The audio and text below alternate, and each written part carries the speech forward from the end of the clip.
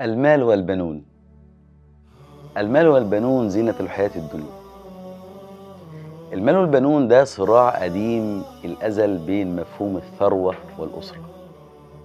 والمال والبنون من أهم الحاجات والقضايا الاجتماعية اللي شاغلة دماغ الناس عبر العصور، لأن المال والبنون هم بين سعادة الإنسان وأساسياته في تحقيق السعادة والاستمرار والفخفخينة اللي هو عايزها الإنسان.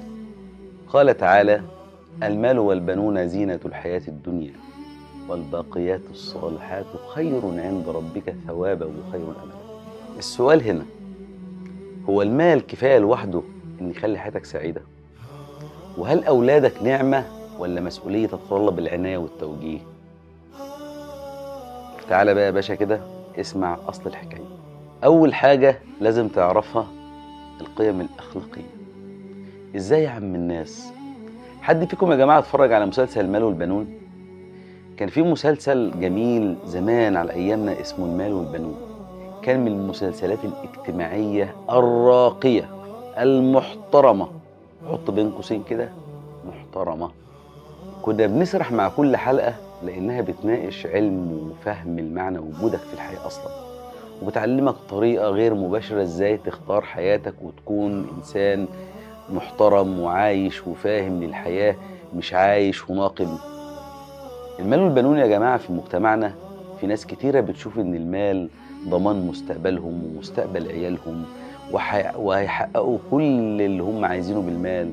بس خلي بالك، لو اخترت المال بس لوحده ممكن تتفاجئ إنه تحول نقمة عليك وأثرت على مبادئك وتفكيرك وأسرتك والفساد الأخلاقي.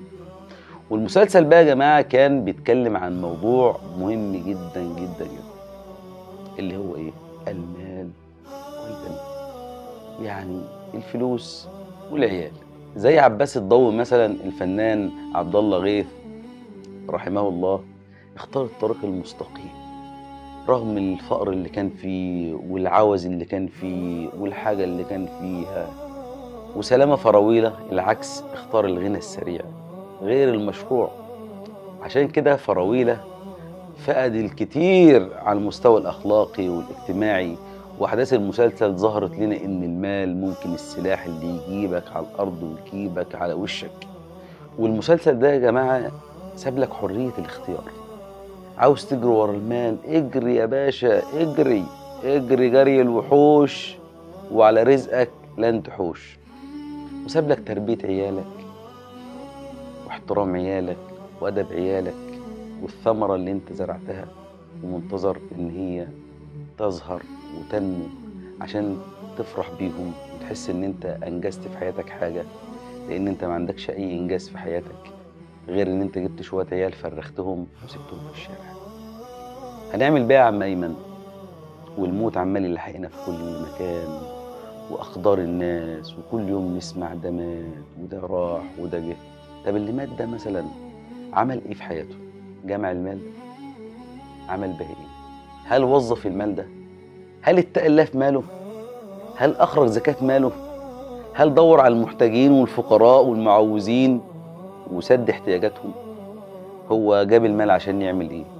عشان يحط المال ويموت وولاده ينسوه ويتلهوا في الحياة زي أمثال كتيرة حصلت قدامنا. كان عندي صديق ليا من دول الخليج ما كانش يعرف حاجة عن أبوه. فجأة مرة واحدة أبوه توفى والبنك اتصل عليه وقالوا له: يا فلان اجمع اخواتك وتعالى عشان الميراث واعلام الوراثه والكلام ده كله. تفاجأ الولد ان ابوه سايب له مليون دينار. مليون دينار ده رقم، عشان الفلوس دي كانت جايه من كسب غير مشروع من الاب. سبحان الملك، الاولاد خدوا الفلوس كلها وراحوا لفوا دول العالم فسحه وخلصوا مليون دينار وندموا، لان كل ما اوتي من حرام فالنار اولى به. من الاخر مفيش حاجه بتنفع. انت عارف ايه اللي هينفع؟ تربيه عيالك الصحيحه والطريق المستقيم، ولما تموت هتشوف الثمره دي. الواحد مننا لما يموت يكون في الجنه ويدخل الجنه، اللهم ارزقنا الجنه، قولوا امين. ويدخل الجنة في مرتبة جميلة في أي باب من أبواب الجنة، ويرتقي في الجنة يطلع درجة، يسأل ربنا يقول أن لي هذا، يقول باستغفار ولدك لك. خلي بالك، اوعى تفكر إن كتر المال هينفعك. إحنا بنسعى وبناخد بالأسباب، بس المال لو ما وظفتوش صح هيبقى نقمة عليك وعلى عيالك، وهتكره اليوم اللي انت اتخلقت فيه. كان ليا صديق في إحدى الدول العربية، ليا سنة ونص ما كنت شفته، كان ما شاء الله محيا طيب، وكان راجل محترم ووشه بشوش.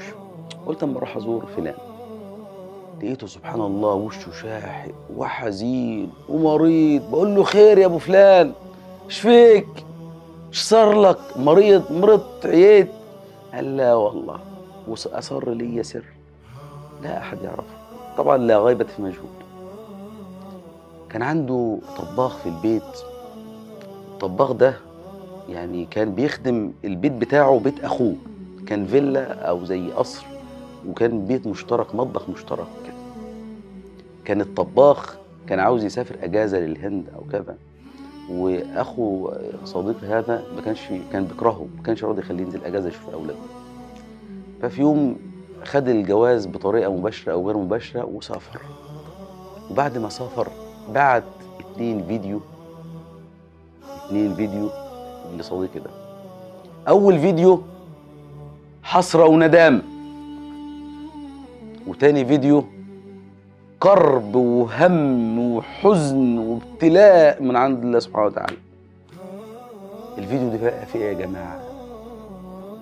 اول فيديو لقى اخوه بيعصي الله في مراته، زوجته، ماشي، مراته هيطلقها وصرحنا بمعروف، اخوه هيقطع علاقته بيه في 60 داهية. الفيديو الثاني مأساة حقيقية، وجد اخوه مع بنته، يعني الولد مع الولد مع بنت اخوه، وإنا لله وإنا إليه راجعون. أسأل الله عز وجل أن يسترنا بستره، وأن يرخي علينا ستره، وأن يحفظ بيوتنا وبيوت المسلمين وغير المسلمين، لأن فساد أي شخص هو فساد للمجتمع. زي فكاهة كده، كنت في الحرم المكي، وكان في واحد بيصلي بيسجد ساجد في المسجد الحرام، وعمال يدعي بصوت عالي ويقول ايه؟ اللهم ارزقني بلاند كلوزر، سيارة لاند كلوزر. فاللي جنبي بيقول له يا عم ادعي ربنا يغفر لك ومش عارف ايه. قلت له يا اخي مهلا مهلا. النبي صلى الله عليه وسلم كان يسأله شراك نعل، اللهم اني اسألك شراك نعل، يعني النعل الحسن. ايه المشكلة يا عم؟ ربنا يرزقنا لاند كلوزر يا عم، ايه المشكلة؟ ولكن الباقيات الصالحات خير عند ربك ثوابا وخير املا. ازاي نعمل التوازن ده؟ يجي لك المال، وظف المال. اول حاجه جيب عيالك كده لو عندك عيال، او يا اخي لو ما عندكش مال حتى اسال ابنك كده سؤال تربوي كده، قول له يا ابني لو جالك مليون دينار او مليون جنيه او اي مليون، هتعمل اول حاجه هتعمل بيها ايه؟ من هنا هتعرف انت ربيت ابنك للدنيا بس ولا للدنيا والاخره. في يوم سالت طفل بقول له لو انت مسكوك حاكم العالم ده كله لمده يوم واحد هتعمل ايه؟ قال لي ههدم المدارس كلها. طبعا اي حد هيسمع هيضحك ومش عارف ايه. لا لا لا لا، ده سوء تربيه. ان ازاي الولد عنده كبت في البيت وعنده ضغوط في البيت وكاره المدرسه وكاره العيش، اول حاجه قالها ههدم المدرسه. هو نفس المعيار، ولو كان حتى القياس مش في محل. اصل الحكايه يا جماعه هي تربيه النشء. انت لو حتى غلطان او انت عندك اموال بكسب غير مشروع، حاول تنظف فلوسك وتطهر فلوسك، مش عشانك انت، عشان خاطر اللي وراك يا اخي. احنا اتربينا كده، احنا اتربينا الحمد لله على القناعه، وتربينا على الصبر، وتربينا على ان ما نبصش في ايد غيرنا، وتربينا. انا واحد من الناس سافرت دول الخليج بأول حاجة اشتريت عجلة بسكليتة،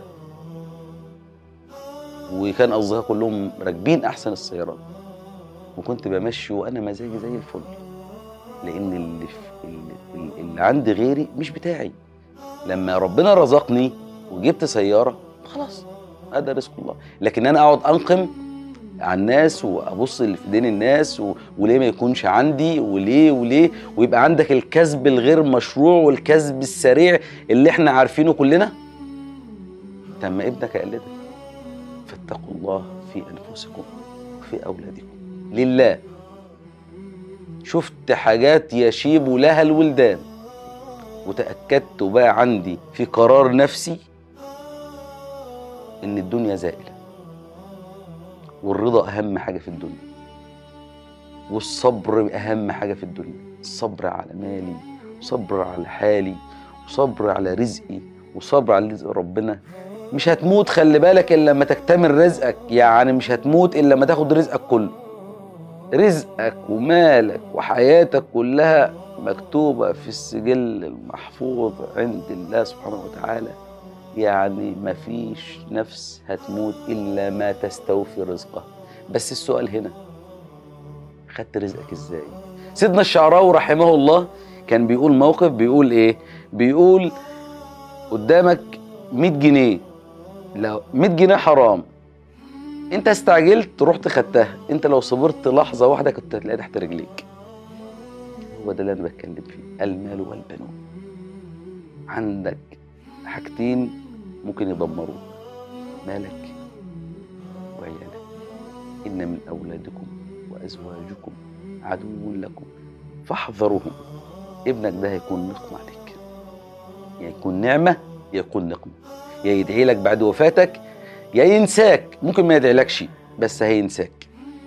فاتقوا الله في أولادكم.